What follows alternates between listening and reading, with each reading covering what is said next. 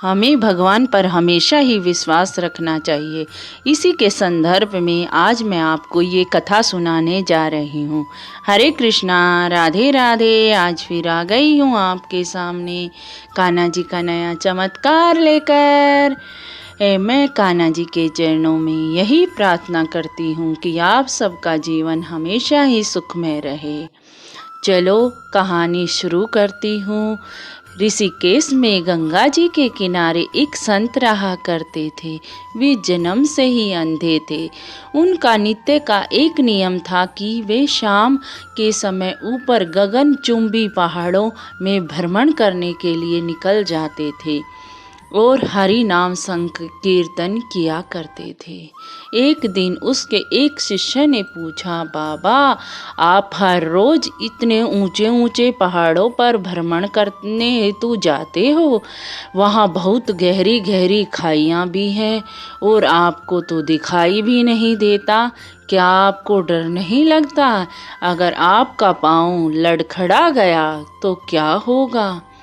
बाबा ने कुछ नहीं कहा और शाम के समय शिष्य को साथ लेकर चल पड़े। पहाड़ों के मध्य में थे तो बाबा ने शिष्य से कहा, जैसे ही कोई खाई आए तो बताना। दोनों चलते रहे। जैसे ही गहरी खाई आई, शिष्य ने बताया कि बाबा गहरी खाई आ चुकी है। बाबा ने कहा, मुझे इसमें धक्का दे दो। अब शिष्य तो इतना सुनते ही सतपका हो गया। वो तो हैरान हो गया। उसने कहा, बाबा मैं आपको धक्का कैसे दे सकता हूँ? मैं ऐसा हरगिज नहीं कर सकता। आप तो मेरे गुरु हो। मैं तो किसी अपने शत्रु को भी खाई में ना धकेलूं।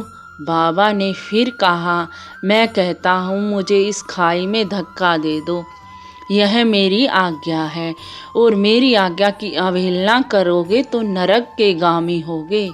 शिष्य ने कहा, बाबा मैं नरक भोग लूँगा मगर आपको हरगिज इस खाई में नहीं धकेल सकता। तब बाबा ने शिष्य से कहा, रे नादान बालक, जब तुझ जैसा एक साधारण प्राणी मुझे खाई में नहीं धकेल सकता तो बता मेरा मालिक भला कैसे मुझे खाई में गिरने देगा? उसे तो सिर्फ गिरे हुए को उभारना आता है, गिरे हुए को उठाना है। वह कभी भी किसी को गिरने नहीं देता है। वह हर पल हमारे साथ है, बस हमें विश्वास रखना चाहिए। यही है हमारे परमात्मा की महिमा, यही है हमारे कान्हा जी की महिमा कि वो तो हमेशा ही हमारे संग साथ हैं। बस हमें एक बार विश्वास रखना चाहिए और हमेशा ही हमें हरि नाम संकीर्तन की धुन में मगन रहना चाहिए। बोलो दोनों हाथ उठाकर जय जय श्री राधे, जय जय श्री राधे। अच्छा चलती हूँ, फिर मिलती हूँ नई कहानी के साथ। राधे राधे, राधे राधे, राधे राधे।